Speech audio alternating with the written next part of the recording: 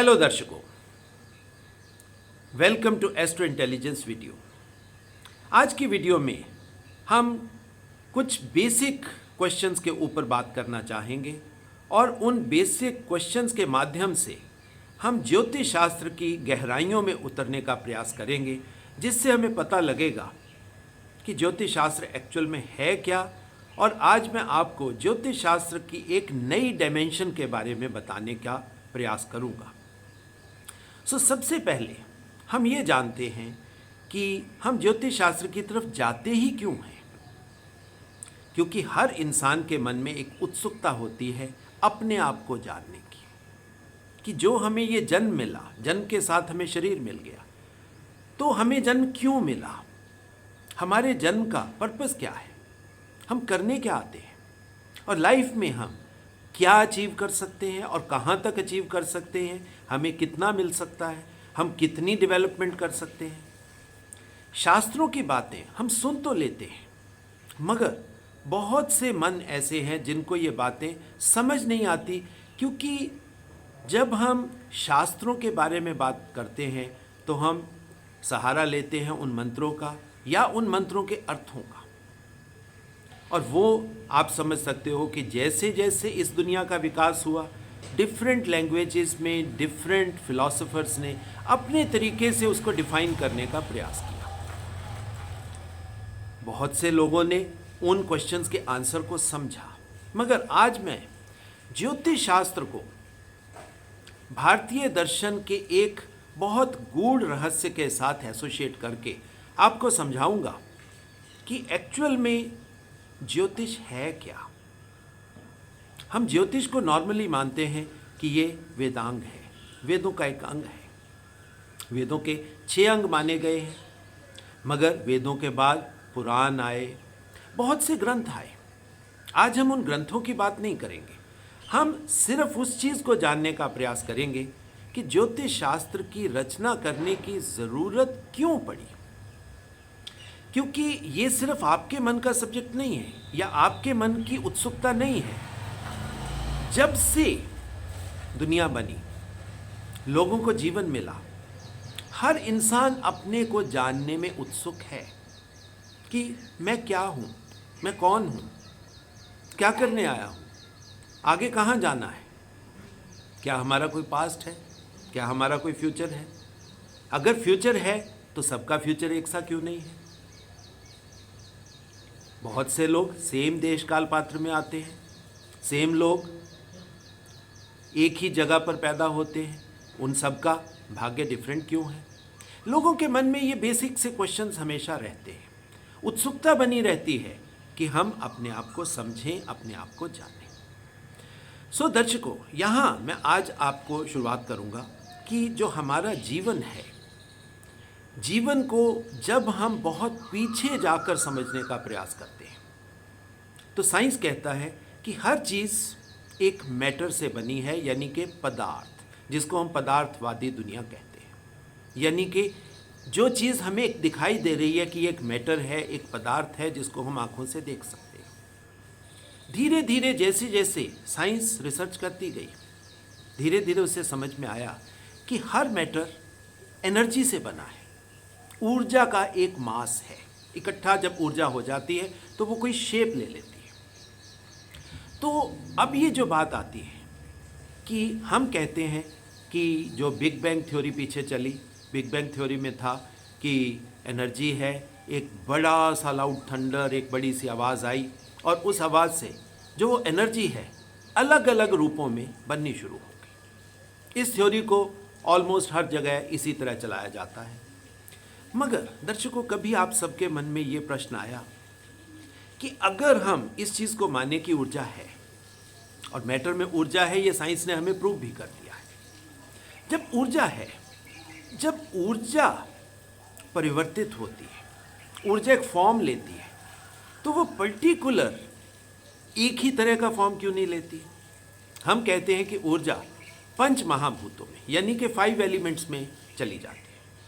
अब ये जो 5 एलिमेंट्स हैं आप सब जानते हो, एयर है, वाटर है, आकाश है, धरती है। अब ये जो 5 एलिमेंट्स हैं, अब इन 5 एलिमेंट्स में वो जब ऊर्जा ट्रांसफॉर्म होके बनती है, अब ये जो 5 एलिमेंट्स में ऊर्जा की डिवीजन होती है, ये कौन करता है? ऊर्जा के अंदर ये मेमोरी कैसे आती है कि फला एनर्जी को एयर बनना है, फला एनर्जी को वाटर बनना है, फला एनर्जी को साउंड बन जाना है, फला एनर्जी को धरती बन जाना है, फला एनर्जी को आकाश बन जाना है। अब ये जो पंच महाभूत का खेल है, अब इस पंच महाभूत के खेल को समझने के लिए आज की वीडियो में हम उन चीज़ों को जानने का प्रयास करेंगे कि एक्चुअल में हमारा जो वैदिक दर्शन है वो कहता क्या है। ज्योतिष तो बहुत बाद में आया, पहले तो वेद थे और वेदों का डिफरेंट ऋषियों ने अपने तरीके से दर्शन किया। दर्शन का मतलब क्या होता है? उस चीज़ को देखने के लिए या समझने के लिए देखा, कि उन्होंने उसको कैसे देखा या उन्होंने कैसे समझ के देखा और उसे हमें समझाने का प्रयास किया। दर्शन का मतलब यही होता है। दर्शन को आज हम जानते हैं कि उसको हम कह देते हैं ये फिलॉसफी है। डिफरेंट ऋषियों ने, पतंजलि ने योग के द्वारा समझाने का प्रयास किया। ऋषि इसी तरह चारवाक थे, सांख्य थे, अगर हम कहें बहुत से ऋषियों ने अपने तरीके से इन सभी प्रश्नों के उत्तर देने का हमें प्रयास किया। मगर जो सबसे डीपेस्ट दर्शन है, आज हम उस दर्शन को ज्योतिष के साथ एसोसिएट करने का प्रयास करेंगे और उससे बहुत खूबसूरत सी रेवलेशंस आपके सामने आएंगी। और वो दर्शन क्या है? हम कहते हैं कि प्रकृति, सबसे पहले क्या बना? प्रकृति। अब प्रकृति वर्ड को समझें। प्र प्लस कृति, यानी कृति का मतलब होता है क्रिएटिविटी, क्रिएशन। अब क्रिएशन से पहले प्र का मतलब होता है उससे पहले, यानी कि कृति से भी पहले, क्रिएटिविटी, क्रिएशन से भी पहले कुछ था। अब वो क्या था? डेफिनेटली वहाँ पर कुछ मेमोरी थी, कुछ गुण थे, जिसकी वजह से वो जो ऊर्जा है वो पंच महाभूतों में डिफरेंट तरीके से बन गई। हम आज की डेट में प्रकृति की जब बात आती है तो हम नेचर की बात करते हैं, फूल, पौधे, पेड़, मतलब इन चीज़ों को हमारे दिमाग में एक ही चीज़ आती है जैसे हम प्रकृति की बात करते हैं। मगर प्रकृति का जो असली मीनिंग है वो मीनिंग क्या है? प्र जमा कृति, यानी कि कृति से पहले भी कुछ था। आज हम उसको जानने का प्रयास करेंगे कि ये गुण क्या से होते हैं जो उस ऊर्जा में आते हैं।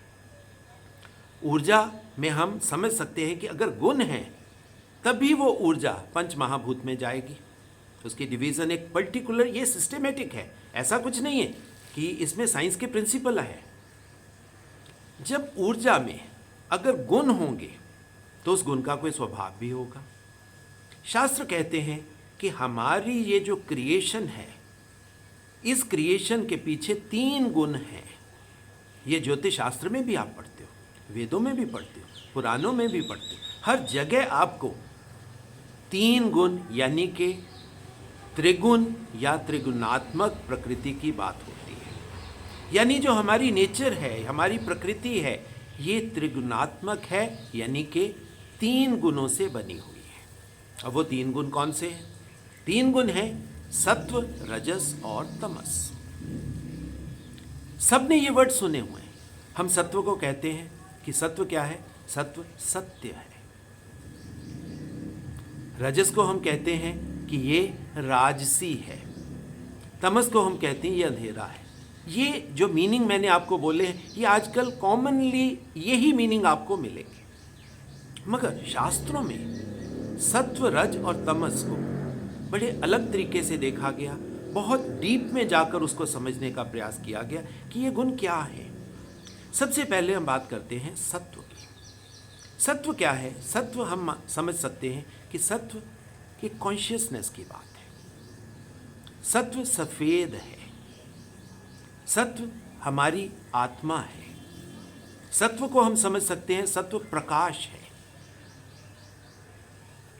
तो प्रकाश है तो हम इसको कह सकते हैं कि यह हमारा अंदर का सूर्य है, लाइट सोर्स है। अब इसको बहुत से शास्त्रों में इसको बोल दिया गया ये पुरुष है। आप कॉन्सेप्ट हमेशा समझ सुनते भी हो कि पुरुष और प्रकृति के मिलन से दुनिया बनती है, मगर उन्हीं ऋषियों ने अपने दर्शन में, स्पेशली मैं बात कर रहा हूं सांख्य ऋषि की, सांख्य ने अपने दर्शन में बड़े क्लियर शब्दों में समझाया कि ये प्रकृति रजस, सत्व और तमस का मिश्रण है। सिर्फ पुरुष और प्रकृति के माध्यम से के मिलन से ये दुनिया नहीं बनती। सत्व है, सत्व पुरुष है, और सत्व को ऋषियों ने बोला कि सत्व क्या है? सत्व ये आपका इंटेंट है, यानी उस कॉन्शियसनेस के अंदर एक हिडन इंटेंट पड़ा है। और हमारा ज्योतिष शास्त्र भी किसके ऊपर है? 12 भाव तो हैं, यानी जो भाव की बात ऋषियों ने, या हमारे ऋषियों ने जब ज्योतिष शास्त्र बनाया, जिस भाव को पकड़ा उन्होंने, कि जिस भाव के ऊपर उन्होंने बेस किया, वो सत्व के अंदर बैठा हुआ इंटेंट है। यानी कि आपके जो आत्मा, जिसको हम समझ सकते हैं कि ये उस परम आत्मा, उस बड़ी सी कॉन्शियसनेस का एक छोटा सा माइन्यूट सा हिस्सा है, तो उसको हम कह सकते हैं ये पुरुष है, क्योंकि इसमें एक इंटेंट है, तभी तो जन्म होगा। अब वो जो इंटेंट की बात है वो सत्व है, मगर सत्व कभी बदलेगा नहीं, लाइट कभी बदलेगी नहीं। लाइट आज से 10,000 पहले भी ऐसी ही थी, आज भी ऐसी है, आज से 10,000 साल बाद भी ऐसी ही होगी। सत्व कभी बदलता नहीं है, ये कभी इंटरचेंज नहीं हो सकता, ये एक फिक्स्ड एंटिटी है हमारी कॉन्शियसनेस। इसको हम वाइट कलर के साथ देखते हैं, लाइट के साथ देखते हैं, और वाइट लाइट को हम कहते हैं ये सबसे पवित्र चीज़ है। ये है हमारा सत्व, ये पहला गुण है जो सांख्य ऋषि ने हमें बताया। उसके बाद उन्होंने कहा दूसरा गुण है, वो है रजस। आजकल जो लोग थोड़ा सा हिंदी को समझने वाले हैं वो इस बात को समझ सकते हैं कि रजस क्या है। रजस को हम रेड कलर के साथ एसोसिएट करते हैं, जो ऋषियों ने पीछे बोला किसको रेड कलर के साथ। हम लेडीज़ में कहते हैं कि इनमें रज होता है, तभी उनको मंथली मेंसेस आते हैं, और जब रजो निवृत्ति हो जाती है हम कहते हैं कि अब ये उनका मेंस्ट्रुअल साइकिल खत्म हो जाता है। यानी क्रिएशन के लिए उस चीज़ की ज़रूरत है जिसको हम कहते हैं कि ये रजस है। अब रजस को आप ऐसे समझ सकते हो कि ये पोटेंशियलिटी है, कि उसमें कुछ क्रिएट करने का पोटेंशियल है। इंटेंट भी कह सकते हो कि कुछ क्रिएट करने का इंटेंट भी है। पुरुष में देखने का, क्योंकि लाइट का काम होता है देखना, सत्व का इंटेंट है देखना, देख के समझना। रजस का इंटेंट है पोटेंशियल क्रिएशन, कि कुछ आगे बनाना। हम ज्योतिष शास्त्र में इसको कैसे देखते हैं? सत्व को आप समझ सकते हो, अगर हम बेसिक कुंडली की बात करें, बेसिक कुंडली में हम क्या लेते हैं कि प्रथम भाव में या प्रथम राशि में, मैं कालपुरुष कुंडली की बात कर रहा हूँ क्योंकि वहाँ पर दोनों चीज़ें एक होती हैं। वहाँ पर क्या है? सूर्य एक्सॉल्टेड है, सूर्य को हम कहते हैं हमारी आत्मा है। सूर्य एक फिक्स चीज़ है। अब जो फिक्स चीज़ है वो वाइट है, लाइट है, कॉन्शियसनेस है। अब आप देखिए उसके बिना, और ये आपके प्रथम भाव में है। आत्मा आई, आत्मा के साथ अब क्या आया? आत्मा तो एक्सॉल्टेड आई क्योंकि फुल वैल्यू आई। आत्मा में की डिग्री, आत्मा की वैल्यू को कभी आप कम नहीं कर सकते। आत्मा की वैल्यू पूरी आएगी क्योंकि भाव एक फिक्स एंटिटी है। अब मैं सांख्य के दर्शन को ज्योतिष शास्त्र से मिला के आपको समझाने का प्रयास कर रहा हूँ, तो वहाँ पर आपको समझ में आएगा कि ये जो सत्व है, जो पुरुष प्रधान तत्व है, वाइट लाइट है, डिवाइन कॉन्शियसनेस है, यही तो आत्मा है। यही तो वो प्रकाश का सोर्स है जिसके थ्रू हम हर चीज़ को देख सकते हैं। सो इसको हम आँख भी कहते हैं, क्योंकि लाइट का काम है देखना। अब देखने को सबसे पहली चीज़ क्या मिली? उसको मिली रजस। अब रजस का कलर क्या है? वो है रेड। और प्रथम भाव में आप देखिए, प्रथम भाव ऋषियों ने किसको दिया? मंगल को दिया। अब मंगल क्या है? रेड तो है।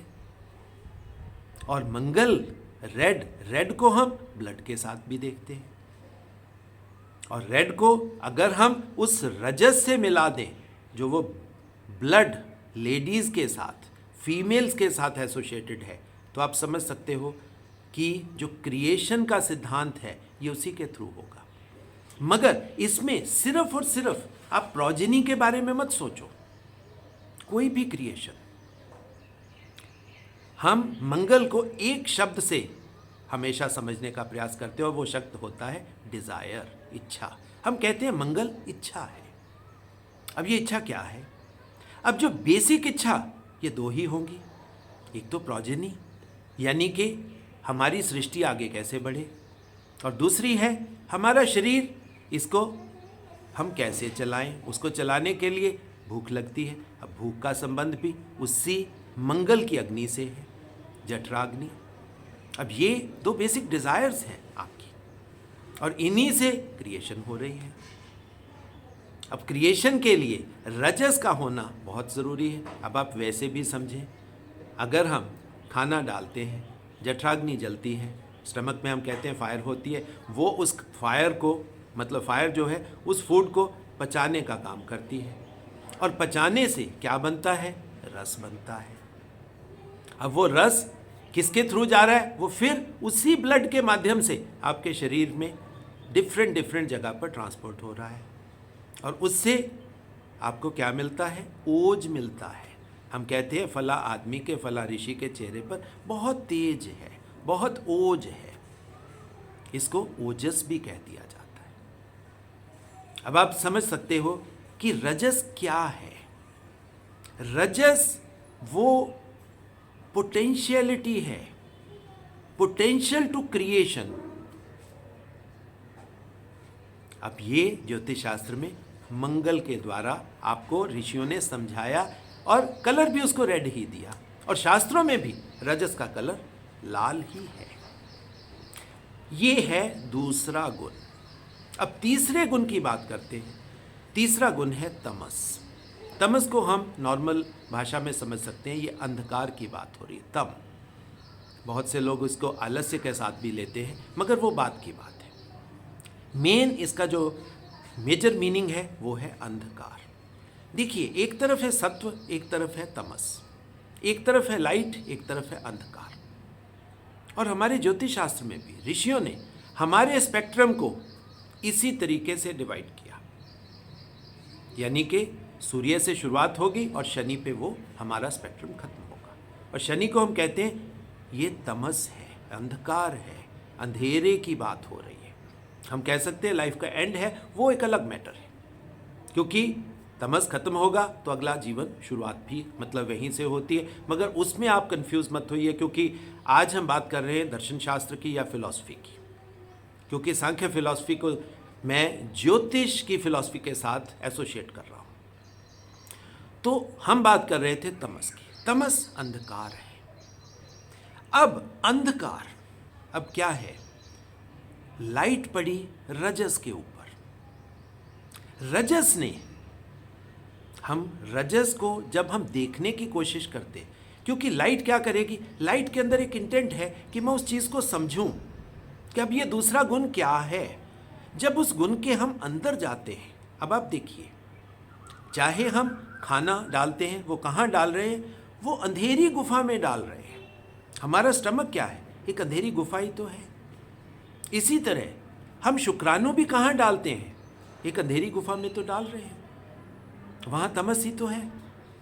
अब जब वहाँ पे लाइट पड़ती है, उस अंधेरी गुफा में लाइट पड़ती है सत्व की, सत्व फिक्स एंटिटी है, पुरुष प्रधान चीज़ है। अब जहाँ पर वो लाइट पड़ती है, तो लाइट इटसेल्फ नॉलेज की बात है। क्योंकि देखना है उसमें, तो वो अंधकार की चीज़ें भी हमें दिखाई देनी शुरू हो जाती हैं। सबसे पहले हमें दिखाई देता है रजस, मगर जब हम थोड़ा सा डीप में जाकर देखते हैं तो हमें तमस भी समझ आता है कि तमस क्या है। हालांकि हम कह सकते हैं कि जहाँ लाइट पड़ेगी वहाँ तमस नहीं होगा, मगर जब हम उसको देखने का, समझने का प्रयास करेंगे तो आप समझ सकते हो कि जब हम किसी अंधेरी गुफा में जाते हैं, शुरू में हमें कुछ भी दिखाई नहीं देता, धीरे धीरे आपकी आंखें अंधेरे में भी कुछ देखने के लिए सक्षम हो जाती हैं।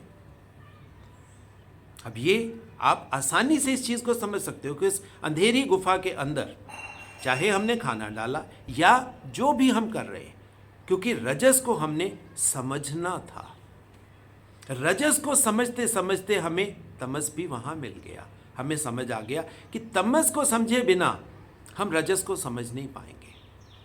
तो वो तमस जो है, तमस आपका शनि है, वो ही आपका अंधकार है। और तमस को हम, क्योंकि शनि है, शनि को हम ज्योतिष शास्त्र में हम कार्य के साथ, कर्म के साथ जोड़ देते हैं।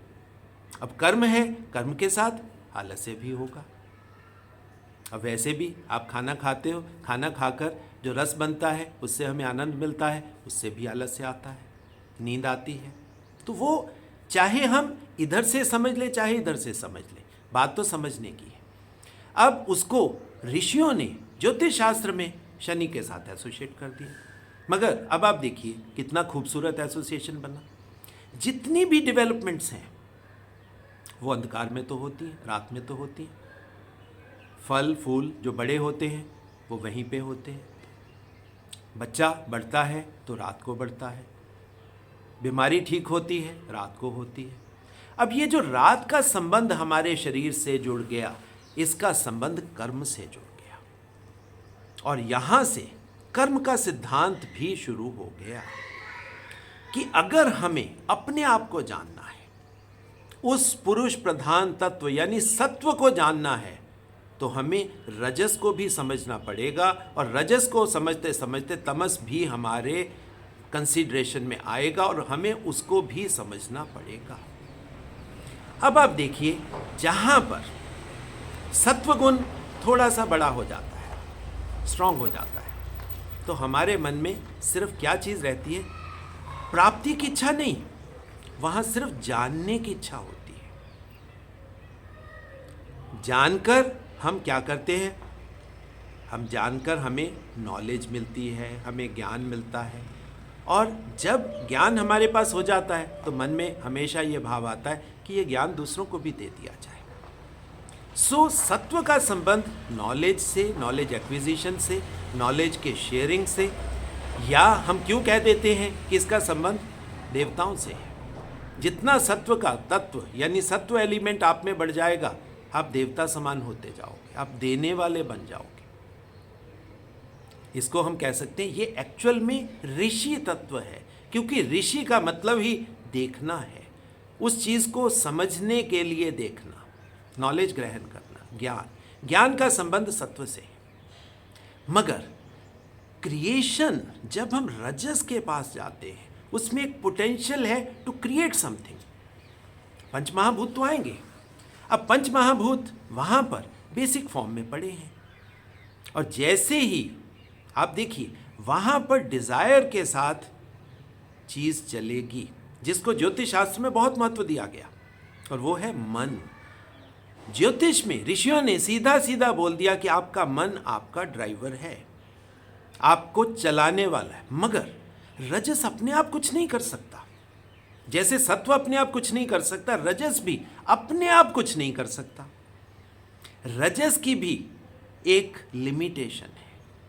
रजस में एक पोटेंशियल है टू क्रिएट, मगर रजस अपने आप क्रिएट नहीं कर सकता।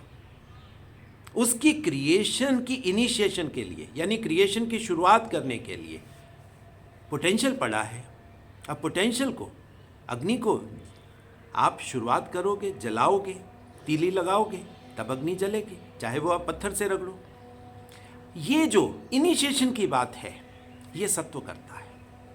सत्व जब रजस से मिलता है, पुरुष जब प्रकृति से मिलती है, तो वो पोटेंशियल एक्टिवेट हो जाता है, इनिशिएट हो जाता है।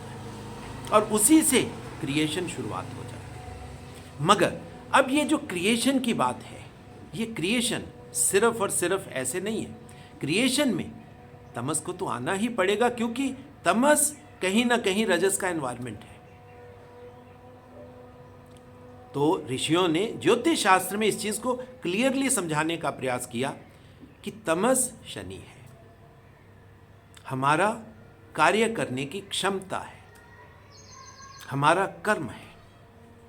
अब आप देखिए, रजस में जो कर्म होगा, कर्म एसोसिएट होगा तमस के साथ। रजस चाहकर भी अपने कार्य के फल की सिर्फ इच्छा कर सकता है, उसका फल ले नहीं सकता। क्या बनेगा उसको नहीं मालूम, उसमें एक पोटेंशियल है। सिर्फ आप अग्नि को जला रहे हो, अग्नि कितनी जलेगी, कितनी ऊपर तक जाएगी? आपके शरीर में ऊर्जा पड़ी है, मूलाधार चक्र में पड़ी है ऊर्जा। उस मूलाधार को हम एक्टिवेट करते हैं, उस अग्नि को प्रज्वलित करते हैं, जलाते हैं। तो उस जलाने मात्र से आप ये नहीं कह सकते कि जी मेरे सातों चक्र एक्टिवेट हो जाएंगे। हो सकता है आपका सिर्फ मूलाधार ही एक्टिवेट हो सकता है आप स्वादिष्ठान तक रह जाए, हो सकता है आप मणिपुर चक्र में आ जाए। अब आप देखिए, अब ये जो कॉन्सेप्ट्स हैं, ज्योतिष, सांख्य और योग, ये तीनों फिलॉसफीज, तीनों दर्शन जब तक इकट्ठे नहीं होंगे तब तक ज्योतिष शास्त्र पूरा नहीं होता, कंप्लीट नहीं होता। क्योंकि रजस को समझने का, हमारे बॉडी के पोटेंशियल को समझने का प्रयास आप देखोगे कि पतंजलि ऋषि ने योग के द्वारा किया। उन्होंने समझने का प्रयास किया, और इसी के साथ ही पतंजलि के साथ कई और ऋषि आए, जैसे याज्ञवल्क्य। याज्ञवल्क्य ने उस शरीर के शास्त्र को बहुत गहरे में जाकर समझने का प्रयास किया। मगर हमारा ज्योतिष शास्त्र अकेला है जो कर्म तक जा रहा है, जो आगे तमस तक भी जा रहा है। मगर सत्व, रजस और तमस को अगर आप डेप्थ में और उसके बिल्कुल मूलभूत प्रकृति में अगर आप उसको समझना चाहते हो, तो आप सांख्य दर्शन पढ़िए, सांख्य की फिलॉसफी पढ़िए। तब आपको समझ में आएगा कि ज्योतिष का एक्चुअल मीनिंग क्या है। ज्योतिष ऐसे ही नहीं बन गया। ज्योति यानी कि सत्व, सत्व से जो शुरुआत हो रही है, इसकी ये त्रिगुणात्मक प्रकृति के बारे में हमें बताने वाला एक ही दर्शन है, और वो है सांख्य दर्शन। जब तक आप सांख्य दर्शन को सही पढ़ोगे नहीं, समझोगे नहीं, तब तक आपको ज्योतिष प्रॉपरली समझ ही नहीं आएगा। और इसके साथ साथ आपको पतंजलि ऋषि के योग शास्त्र को भी पढ़ना पड़ेगा, साथ में याज्ञवल्क्य के डीप योग को भी आपको पढ़ना पड़ेगा। तब जाके आपको समझ में आएगा कि ज्योतिष एक्चुअल में क्या है। सिर्फ ये नहीं है ज्योतिष कि जी हम आए, हमने इस प्लेनेट को इस प्लेनेट के साथ जोड़ दिया, इस दशा के साथ जोड़ दिया, इसका फल ये हो गया। सिर्फ ज्योतिष इतना आप सुपरफिशियल मत समझिए, ये इतना उथला सा शास्त्र नहीं है ज्योतिष शास्त्र। अब आप देखिए कितने ऋषियों ने पहले वेदों में काम किया होगा, वेदों के बाद पुराण बनाए, उसके बाद क्या किया उन्होंने, ये दर्शन निकाले। दर्शन का मतलब क्या, देखा उन्होंने, उन वेद मंत्रों को समझने के लिए देखा, तब जाके ये वेदांग निकले। अब वेदांग बहुत इंपॉर्टेंट चीज है, तो ज्योतिष वेदांग का एक पार्ट है। ये बाद का काम है, ये पहले का काम नहीं है। सो बाद का काम उन्हीं ऋषियों की इतनी मेहनत का फल है, जिसमें उन्होंने मेरे हिसाब से इन तीन दर्शनों को बहुत गहरे में समझ के उन्होंने ज्योतिष शास्त्र बनाया। मगर आज हम क्या कर रहे हैं, आज हम सिर्फ और सिर्फ क्या कर रहे हैं, हम सिर्फ तमस के ऊपर ही बेस कर रहे हैं। हम रजस की जो मूलभूत प्रकृति है उसको समझने का प्रयास नहीं कर रहे। हम सत्व के उस इंटेंट को समझने का प्रयास नहीं कर रहे कि सत्व का इंटेंट क्या है। आजकल कुछ अच्छी ज्योतिष की किताबें भी हैं जिसमें आपको समझाने के लिए उन्होंने, जैसे होता है ना कि हम कुछ एग्जाम्पल्स ले लेते हैं। एक यहाँ पर किताब में एक सेंटेंस है, मैं आपको समझाने के लिए उसको यूज़ कर रहा हूँ, और वो सेंटेंस है कि अगर आप ज्योतिष शास्त्र को समझना चाहते हो तो ज्योतिष शास्त्र में क्या है? एक है स्टेज, एक है स्टेज के ऊपर काम करने वाले एक्टर्स, और एक है स्क्रीन प्ले। तब जाके ये ड्रामा ऑफ लाइफ आपके सामने एनेक्ट होगा। मगर अब ये जो तीन चीजें हैं, सबसे पहली इंपॉर्टेंट बात है screen play. Screen play is your intent. उसके अंदर रूट में, बेस में क्या पड़ा है। फिर स्टेज मिलती है। स्टेज आपका एक प्लेटफॉर्म है जिसके ऊपर आप परफॉर्म करोगे। आपके प्लैनेट्स एक्टर्स हैं जिसके थ्रू वो स्क्रीन प्ले का इंटेंट आपके सामने एक्सप्रेस होगा, खुलेगा, फिर आप उसको देख पाओगे। ये ज्योतिष शास्त्र है। अब ज्योतिष शास्त्र को हम सत्व, रजस और तमस से मिलाने का प्रयास करते हैं। स्क्रीन प्ले क्या है? स्क्रीन प्ले आपका सत्व है। वो तो पीछे से फिक्स है, उसको आप चेंज कर ही नहीं सकते हो। अपनी आत्मा के प्रकाश को आप बदल ही नहीं सकते हो। परमात्मा का अंश है, वो तो वैसा ही रहेगा। वाइट है, वाइट ही रहेगा, ब्लैक हो ही नहीं सकता। आप वाइट को ब्लैक कर ही नहीं सकते। लाइट को आप अंधकार में कन्वर्ट ही नहीं कर सकते। लाइट से सिर्फ लाइट ही पैदा हो सकती है, सत्व से सिर्फ सत्व ही पैदा हो सकता है। ये है स्क्रीन प्ले, जिसके अंदर एक इंटेंट है समझने का और समझाने का। ये दोनों चीजें हैं। सबसे पहले जो सत्व है वो अपने आप को जानने का प्रयास करता है, और फिर जो उसको एनवायरनमेंट मिलता है फिर उस एनवायरनमेंट को समझने का प्रयास करता है। अब ये जो सत्व की बात थी, ये है आपका स्क्रीन प्ले। आपकी स्टेज क्या है? स्टेज है आपका एक फिक्स प्लेटफॉर्म। अब फिक्स प्लेटफॉर्म क्या होता है? फिक्स प्लेटफॉर्म आपका भाव है। भाव फिक्स एंटिटी है। आप भाव को बदल नहीं सकते हो।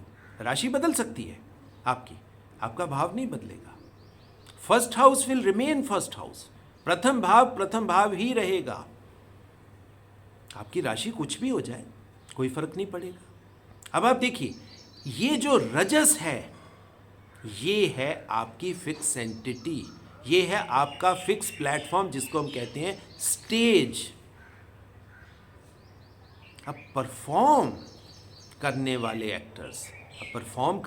एक्टर्स हम कहते हैं प्लैनेट्स हैं, मगर ये अधूरी बात है। अब उसमें राशि भी आती है, और राशि मैं आपको पिछले वीडियोस में क्लियरली ये समझा भी चुका हूँ कि राशि क्या है? रा जमा शी। जब रा और शी मिलते हैं तो आपकी राशि बनती है। रा है राहु, शी है शिखी यानी कि केतु। पास से शुरू होकर आपके फ्यूचर तक जो जाने का आपका एनर्जी एक्सेस है, ये आपकी राशि है। प्लस जो प्लैनेट्स हैं, फला राशि में प्लैनेट्स कहाँ पे जाएंगे? वो आपके स्टेज परफॉर्मिंग एक्टर्स हैं। उनके थ्रू आप समझ सकते हो कि आपके फिक्स पोटेंशियल कितना है आपके पास। वो बदलेगा नहीं। जैसे सत्व नहीं बदल सकता, इसी तरह रजस भी नहीं बदल सकता। और रजस से सिर्फ रजस ही पैदा होता है। जैसे सत्व से सत्व पैदा होता है, रजस से भी सिर्फ रजस ही पैदा होगा। सिर्फ क्या है कि उसके पोटेंशियल को हम यूज़ करते हैं, और उसको यूज़ करके हम जो पंच महाभूत हैं, यानी कि ये मन का खेल है, मन ड्राइवर है, उन पंच महाभूतों को, उन 5 प्लैनेट्स को, जो हमारी 5 कर्मेंद्रियां हैं, उन 5 कर्मेंद्रियों को यूज़ करके हम कुछ भी क्रिएट कर सकते हैं। मगर एक बात है, क्रिएशन डिफरेंट हो सकती है, क्रिएटर डिफरेंट नहीं होता। फिक्स एंटिटी रजस में जो इंटेंट है, जो भाव है, वो ही रहेगा। अब प्रथम भाव, आप समझ सकते हो कि प्रथम भाव में जो पोटेंशियल क्रिएशन का है वो फिक्स है। इसी वजह से ऋषियों ने, आप समझ लीजिए, असेंडेंट को सबसे इंपॉर्टेंट बोला। अब आप देखिए, ये है सांख्य ऋषि और हमारे ज्योतिष शास्त्र का मिलन। इसी वजह से उन्होंने असेंडेंट यानी कि लग्न को सबसे इंपॉर्टेंट, सबसे महत्वपूर्ण भाव माना। और जो तीसरा, जो एक्टर्स की गेम है, एक्टर्स चेंजेबल है। एक्टर्स आपके किसी भी राशि में जा सकते हैं। जिस राशि में चले जाएंगे, जिस भाव में चले जाएंगे, आप वहां से उसका रिजल्ट सीधा सीधा निकाल सकते हो। और जो इंटेंट पीछे होगा, फल कहीं ना कहीं उसी डायरेक्शन की तरफ ही जाएगा। अब देखिए, आज की वीडियो में आपको ज्योतिष शास्त्र अब थोड़ा थोड़ा क्लियरली समझ में आना शुरू हुआ होगा कि ज्योतिष शास्त्र को कैसे अप्लाई करना है। सिर्फ ऋषियों के मन में 1+1 2 नहीं थे, सब निकाल लेंगे। ऋषियों ने जो इतनी डीप रिसर्च की है, उस रिसर्च के पीछे आप लोग जाइए, उस रिसर्च को समझने का प्रयास कीजिए, तब सत्व आएगा, प्रकाश आएगा। और वो प्रकाश जो अंधेरा है, अंधेरी गुफा है, उस गुफा को इल्यूमिनेट कर देगा। फिर आपको रजस भी समझ में आ जाएगा और तमस भी समझ में आ जाएगा। फिर आपको बड़ी क्लियरली पता होगा कि ये प्लेनेट फला राशि में, फला भाव में बैठा है, तो ये क्या फल देने वाला है। फिर कोई गलती नहीं है। अब आप समझ लीजिए कि हमारा ज्योतिष शास्त्र ये 100% साइंटिफिक है, साइंस के ऊपर बेस है। फंडामेंटल्स इसके बहुत स्ट्रांग है, मगर हम फंडामेंटल्स के पास जाते नहीं थे। हम सिर्फ 2 किताबें पढ़ के अपने आप को ज्योतिषाचार्य कहने लग जाते हैं, अपने आप को गुरु कहने लग जाते हैं। मगर ये जो नॉलेज की यात्रा है, ये तो अनएंडिंग है। जितना मर्जी आप इस सागर में गोते लगाते जाइए, आपको नए मोती मिलते ही रहेंगे। और ये था दर्शकों आज का मेरा व्याख्यान, जिसमें मैंने प्रयास किया कि मैं आपको दर्शन शास्त्र के उस चीज़ को जो सांख्य से हमें मिला है, उसको ज्योतिष शास्त्र के साथ मिलाकर मैं आपको ज्योतिष शास्त्र एक नए तरीके से समझाने का प्रयास करूं। दर्शकों, बहुत बहुत आशीर्वाद, बहुत बहुत प्यार। और जो दर्शक मेरे साथ इस यात्रा में चलना चाहते हैं, नॉलेज लेना चाहते हैं, कंसल्टेशंस लेना चाहते हैं, उन सभी के लिए मेरा सिर्फ एक ही फ़ोन नंबर है, दैट इज़ 9881164480। और ये रिक्वेस्ट, निवेदन हर वीडियो में मैं आपसे करता हूँ कि ये आपका अपना चैनल है, मेरा चैनल नहीं है। क्योंकि ज्ञान का चैनल किसी का नहीं हो सकता, ज्ञान परमात्मा का है। तो ज्ञान के इस चैनल को ज़्यादा से ज़्यादा शेयर करिए, ज़्यादा से ज़्यादा बढ़ाइए, ताकि वो ज्ञान की रोशनी, ज्ञान का प्रकाश हर घर में पहुँचे। बहुत बहुत धन्यवाद।